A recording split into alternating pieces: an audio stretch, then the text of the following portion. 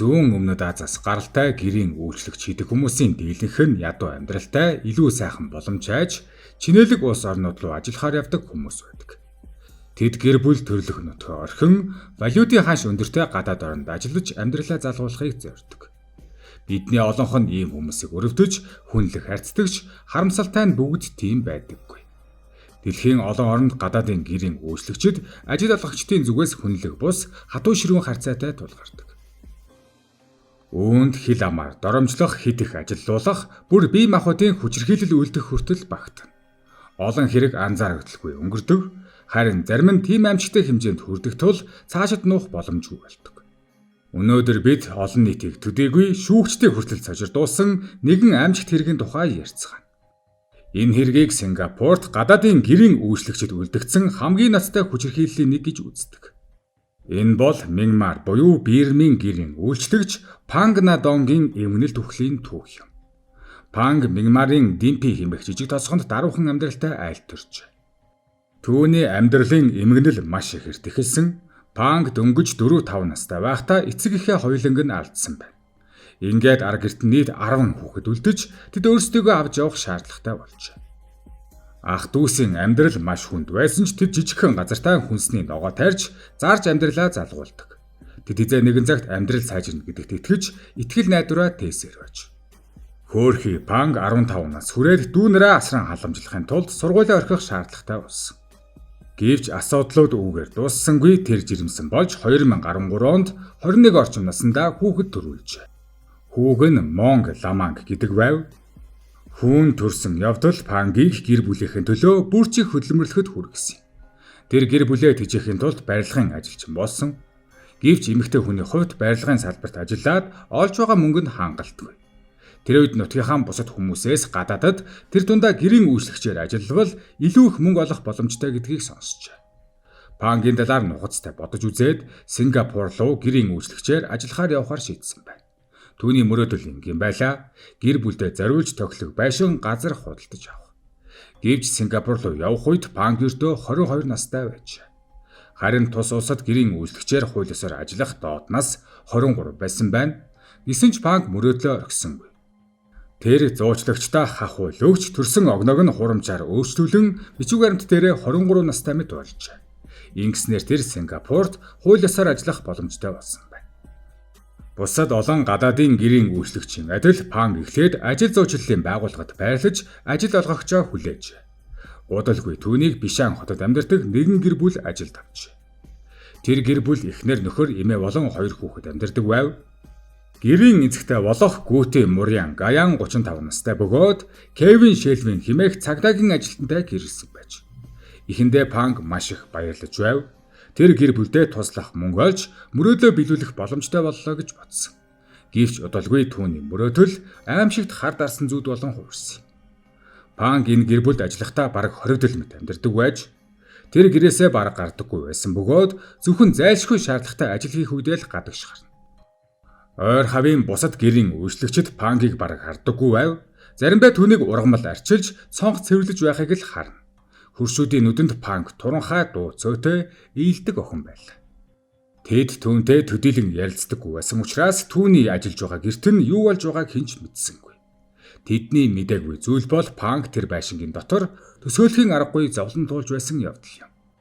Гэрийн эзэгтэй Гүтэ түүнтэй хүнлэг бос харьцдаг байж тэр Пангийг бохир жигшүүртэй хүн гэж үздэг байсан тул ажил хийж байхдаа хэд хэдэн амны хаалт зэрэг зүйлхийг шаарддаг болов. Мөн бүсгүйг гар утас ашиглахыг хориглосон, гэрийн эмээ примач хүчирхийлэлд оролцдог болсон. Панг хоолоо хурдан идэх ёстой, удаан идэх юм бол загнуулна. Гэрээ төгс цэвэрлэх ёстой, ялэмгүй алдаа гаргавал доромжлуулна. Гэвч энэ нь удалгүй хил амаар доромжлохоос давж бие махбодын хүчирхийлэл болж хувирчээ. Панг ажилд орсноос хойш ердөө 5 сарын дараа буюу 2015 оны 10 дугаар сараас эхлэн зодуулж эхэлсэн байна. Цохиулах, өшөглүүлэх нь түүний өдөр тутмын амьдралын нэг хэсэг болжээ. Заримдаа өчүүхэн жижиг алдааны төлөө хүртэл Пангийг нударгаар зохиж өшгөлдөг болов. Гэвч жижиг биетэй гэр бүлээ тэжээх асар их хариуцлагатай байсан Панг бүхнийг дотроо төвчж байлаа. Түүний тулсан хүчирхийлэл зөвхөн ам дамжсан яриа биш байв. Учир нь байшин сойрлуулсан камерууд бүхнийг бичиж авч. Гэрийн эзэн болох цагдаа Кевин хүртэл Пангийг модоор зодож байснаа хожим хүлээн зөвшөөрсөн байдаг. Панг ажилд орсноос хойш 10 сарын дараа л анх удаа эмнэлгийн үзлэгт оржээ. Бие дээр нь байсан хөхнөц шарахыг эмчнэр асуухад гэрийн эзэд тэр болох болохоор байнга унаж өөрийгөө гэмтээдэг гэж тайлбарласан байна. Гэвч 10 сарын хугацаанд хүн өөрийгөө санамсаргүйгээр ингэж олон удаа гэмтээж болох. Гэрийн үйлчлэгчийн нөхцөл байдлыг хянах үүрэгтэй агентлагч гэр бүлд шалгалт хийжээ. Гэсэн ч хажиргалтай нь гэрийн дотор ямар нэгэн асуудал байхгүй гэж үзсэн байна. Хөдөлмөрийн яам мөртөл Пангийг өөр аль чиглүүлэх боломж санал болгосон ч гэр бүл уг саналыг удаа дараа татгалзаж байж. Пангийг тэд яг л задуулах зорилттой хүмэд ашиглаж байсан гэхэд хэлсдэхгүй. Гэхдээ бие махбодын хүчирхэлэл түүний туулсан зовлонгийн зөвхөн нэг хэсэг байсан. Түүнийг өлсгдөг болсон байна. Панг өдөрт өрдөө нэг зүсэм талах идэж ус суух эрхтэй. Үүний улмаас тэр маш хүнд тэжээлийн дутагдлалд орсон байна. Түүнд өдөрт дээд тал нь 5 цаг ундах боломж олгодог байж. Ийм орчинд нэг жил шахам амьдрах ямар амьжтай байсныг төсөөлөгдөж бэр. Гадаад улсад шинээр ирсэн гэр бүлийнхнээсээ хол хэл мэдэхгүй шахам Панг эсэргүүцэх ямар ч хүчгүй байсан. Заримдаа тэр гэрийнхэн лүгээ нууцаар уцтаж чаддаг байж, гэхдээ хизээч өөрийнхөө зовлон хэлээгүй. Харин 2016 оны 7 дугаар сарын 12-нд ажилдаа орсноос хойш ойролцоогоор 1 жилийн дараа Панг гэрийнхэн лүгээ уцтаж би нутаг буцмаар байна гэж. Тэр үнэн байдлаа нууж зүгээр л би энэ тавгүй байгаа, тосгондоо очиж хэсэг хугацаанд баймаар байна гэж хэлсэн байна. Гэвч өнөөх гэрийн эзэд энэ дуудлагыг нь мэдчихжээ. Тэд уурлаж Пангийг тэднээс амархан зугтаахыг зөвшөөрөх бодлого байв. Тэгээд бүр аимшигтай арга хэмжээ авчээ. Пангийг зугтахаас сэргийлж цонхны төмөр торноос хүлэх байсан. Тэр шалан дээр унтахаас өөр аргагүй болов. Гисэн ч зодуур үргэлжилсээр байлаа. 7 дугаар сарын 25-нд гэрийн эзэгтэй гүти болон эмээ Приманаар Пангийг хөрөгчнөөс хоол хулгайсан гэж буруутгах нь дахин зодсон байна. Панг хүлээтэй хэвээр байсан. Тэд түүнийг үснээс нь татаж өшөглөж, өршөөл гуйж байсан ч хүчирхийллээ зогсоогоогүй. Харин 2016 оны 7 дугаар сарын 26 бол бүх хэргийн хамгийн аимшигтай өдөр байлаа. Юунаас болж эхэлсэн нь тодорхойгүй боловч өглөөний 5 цагийн орчимд гүти Пангийг зодож эхэлжээ. Тэр Пангийн хүзүүн дээр бүх хүчээр гიშгсэн байна. Дараа нь үснээс нь маш хүчтэй татаж хүзүүг нь арагш 2 удаа нугалжээ. Үүгээрч зогссонгүй гүти Пангийг боомлсон байна. Тэр үед Панг аль хэдийн ухаалдсан байж, Панг огт хариу үйлдэл үзүүлэхгүй байхад тэд эхэндээ үнийг тоосонгүй. Тэр зүгээр л сэрхийг хүсэхгүй байгаа байх гэж бодсон. Гэвч өглөөний 7 цагийн орчимд гүтийг нөхөр ажилдаа гарах гэж байхдаа Панг огт хөдөлгөөнгүй байгааг анзаарсан байна. Тэд Пангийг сэргээх гэж оролцсон ч ямар ч хариу үйлдэл үзүүлсэнгүй. Тэгээд болсон явдлыг бусдад мэдэгдүүлэхгүй тулд гэртээ эмч дуудахаар шийдвэр гаргажээ. Тэд эмнэлэг рүү залгаад манай гэрийн үйлчлэгч галт тогооны шалтан дээр ухаан алдчихлаа гэж хэлсэн байна. Эмнэлгээс эмч явуулахаар болсон. Эмч эрхийг хүлээх зуур тэд Пангд цэвэрхэн хувцс өмсгөж хүлээсийг нь тайлсан байна. Магадгүй тэд хүчирхийллийн улмыг нуухыг оролцсон байж болох юм. Эмч ирээд Пангийг үзэхэд тэр аль хэдийн нас барсан байсан нь тогтоогдчихэ. Харин хоёр эмэгтэй гайхсан дүрсгэж Панг сайхан хөтөл хөдөлж байсан гэж мэдүүлсэн байна. Гэвч эмч түүнд итгэсэнгүй. Тэр даруй түргэн тусламж болон цагдаа дуудчихэ. Цагдаа өглөөний 11 цагийн орчимд ирж хуршүүдийг ойртуулахгүйгээр хэргийн газрыг хамгаалсан байна. Гэрийн дотроос аимшигтай дүр зураг илэрж эхлэв. Туранхай бараг яс арьсуулсан эмэгтэй олон тооны хөхнэц шарахтаагаар нас барсан байна. Түүнийг өмнө нь амьд байсан мэт харагдуулах гэсэн орлого нь хиндэж итгэмээргүй худал байлаа. Шүүх эмнэлгийн дүгнэлтээр Пангийн үхлийн шалтгаан нь хүчил төрөгчийн дутагдлаас үүссэн тархины хүнд гэмтэл болон хүзүүний гэмтэл байж. Доктор Жорж Полын хийсэн задлан шинжилгээгээр Пангийн биед 31 шин сорив, 47 төрлийн гэмтэл илэрсэн байна. Тэр мөн маш хүнд хоол тэжээлийн дутагдлалд орж үлсгэлэнгийн ирмэгт хүрсэн байж. Гэрийн эзэгтэй гүтигийн боомсон үйлдлийн улмаас Пангийн тарих хүчил төрөгчийн дутагдлалд орж улмаар нас барахт нь нөлөөлсөн байна. Панг нас барах үедээ биеийн жингийнхээ 38%-ийг алдсан, ердөө 24 кг жинтэй байж. Цагдаа нар нотлох баримтуудыг хурдан цуглуулж болсон явдлын дарааллыг тогтоосон байна. 7 дугаар сарын 27-нд гэрийн эзэгтэй гүти болон эмээ Прима нарыг баривчилжээ. Тэд эсэргүүцэл үзүүлээгүй. Маргааш нь буюу 7 дугаар сарын 28-нд Сингапурын шүүхээс тэдэнд 1-р зэргийн хүн амны хэрэг үүсгэн ялт тулгасан байна. Сингапурт 1-р зэргийн хүн амны хэрэгээр ял шийдвэрлбэл цаазаар авах ял оноох боломжтой.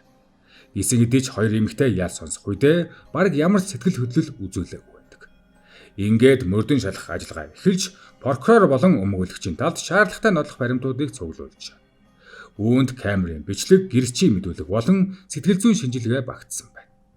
2020 оны 4-р сард гэрийн эзэгтэй Гүти болон Эмгэн Прима нарт хийсэн сэтгэл зүйн үнэлгээ дуусжээ. Гэрийн эзэгтэй Гүтид OCD болон төрсний дараах сэтгэл готрол гэсэн онош тавьсан байна.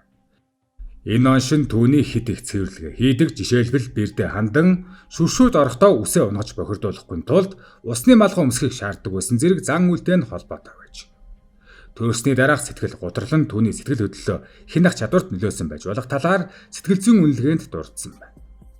Гэхдээ сэтгэл готролтой хүмүүсийг ерөнхийдөө нь хүчирхийлэл үлдэх хандлагатай гэж үздэггүй. Гэрийн эзэгтэй Гүтигийн нойр дутуу байдал болон 2 дахь хүүхдээ асрах хариуцлага нь түүнийг хяналтгүй уур хэлэн өдөөсөн байж болно гэж шижээжид үзсэн.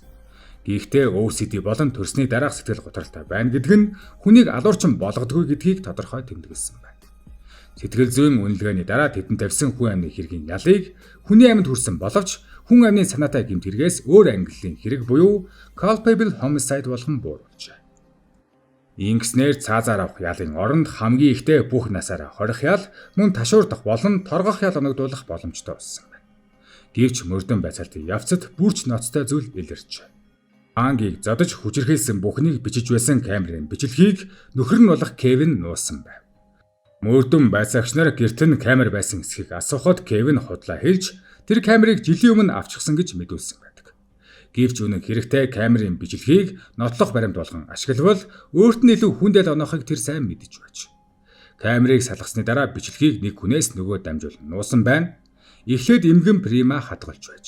Дараа нь бэртэ өгсөн. Эцэст нь тэр эмэгтэй нөхөр бичлэгийг найздаа хадгалуулсан байна. Гэвч цагдаа нар удалгүй энэ бүхнийг олж мэдэж бичлэгийг амжилттай буцаан авчээ. Ингээд тэрхүү камерын бичлэгээс аимшигтай зүйлс илэрсэн байна. Гэр бүлийнхэн банк руу хүдэн ус асгаж, гар хөлөөрөө болон төмөр эд зүйлээр зодож байж. Гүти түүнийг халуун эндүүгээр түлж мөн бомилсон байна. Тиймээс энэ хэрэгт холбогдсон 3 хүний шүүх хурал тус тусдаа үргэлж ирсэн. Гүтигийн шүүх хурал 2021 оны 2 дугаар сарын сүүлээр болов. Тэр нийт 114 хүртэлх зүйлэнгээр яллагдах нөхцөлтэй байсан бөгөөд 2 өмгөөлөгчөөр өмгөөлүүлсэн байна.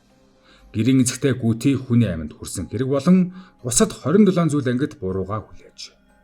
Прокурорын тал түүний үллийг маш их хүнд гэж үзэж хамгийн хатуу шийдэл оногдуулахыг шаардсан байна. Харин өмгөөлөгчд нь Гүтигийн сэтгэл зүйн байдлыг харгалзан үзэж хамгийн ихдээ 14 жилийн хорих ял авах ёстой гэж маргажээ.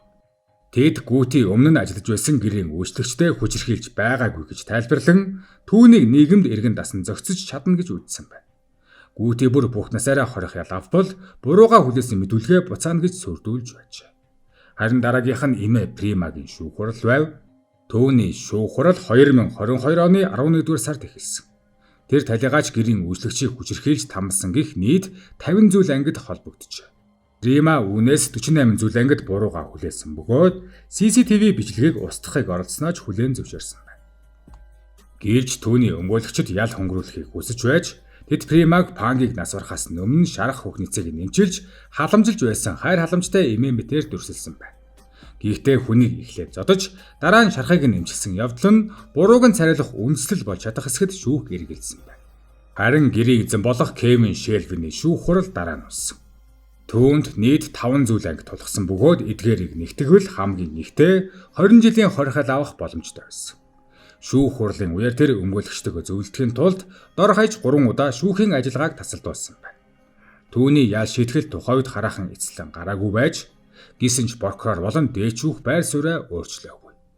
Эцэст нь гэрийн эзэгтэй Гүтид 30 жилийн хорих ял, Эмгэн Примад 17 жилийн хорих ялыг оноосон байна. Шүүх тэднийг гэмшилгүй харгас хэрцгий хүмүүс гэж үзэж хатуу шийтгэл оноох ёстой хэмээн дүгнжээ.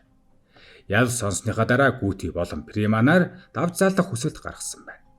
Гүти бүр пангийн Мигмар дахь гэр бүлийнхэнтэй WhatsApp-аар харилцаж тэд өөрийг нь уучлсан гэж маргажээ. Гэвч давж залдах шатны шүүх энэ мэдүүлгийг худал болохыг тогтоож түүний гаргасан гих нотлох баримтыг хүлээн авсангүй. 2022 оны 5 дугаар сарын 20-нд Панг Надонгийн харгас өхөл олон нийт болон Сингапурын засгийн газрыг гүн зочирдуулсан хിവэр байлаа. Хөдөлмөрийн яам Пангийн Мигмар дахь гэр бүлийн гишүүдэд даатгалын нөхөн төлбөрийг бүрэн олгосон байна. Гэвч ямар ч хэмжээний мөнгө тэдний хайртай Пангийг буцааж авчрах боломжгүй. Олон нийт ч мөн тэдний төлөө нэгдэж 2021 онд нийт $200,000 цуглуулан гэр бүлд нь хандивалсан байна. Пангийн хүүгийн хувьд Сингапур дахь Мянмарын элчин сайдын яам түүний боловсролын зардлыг хариуцах болжээ. Пангийг Мянмарт эцэг эхийнхэн дэргэд нутаглуулсан. Пангийн ах хэвлэл мэдээллийнхэнд ярихдаа би Пангийг хүүтэй нүргэлж ярьж ээж нь ямар хүн байсныг хэлж өгнө. Мөн тэр муу зүйлд муугаар хариу барьдаг хүн биш, зөв шударга хүн болж өсөсэй гэж хүсэж байна хэмээн ярьжээ. Гэр бүлийнхэн нь Пангийн хүүг зөв шударга, инэрэнгүй хүн болж өсөсэй гэж хүсэж байв. Энэ бол үнэхээр зүрх шимшрэм хэрэг. Панг бүсгүй бол гэр бүлийнхэн төлөө зоригтойгоор золиос гаргасан залуу эмэгтэй байсан. Түүний мөрөөдөл, итгэл, найдвар, ирээдүйг ямар ч гэмшилгүй харгас хүмүүс булаан авчээ. Яагаад ийм зүйл болсон бэ гэсэн асуулт өнөөдрийг хүртэл сэтгэлд үлдэн. Харь орноос таны гэрт ирэн ажиллаж буй хэний ч хууль ёсны эрх, нэр төр биднийхтэй адил юм а.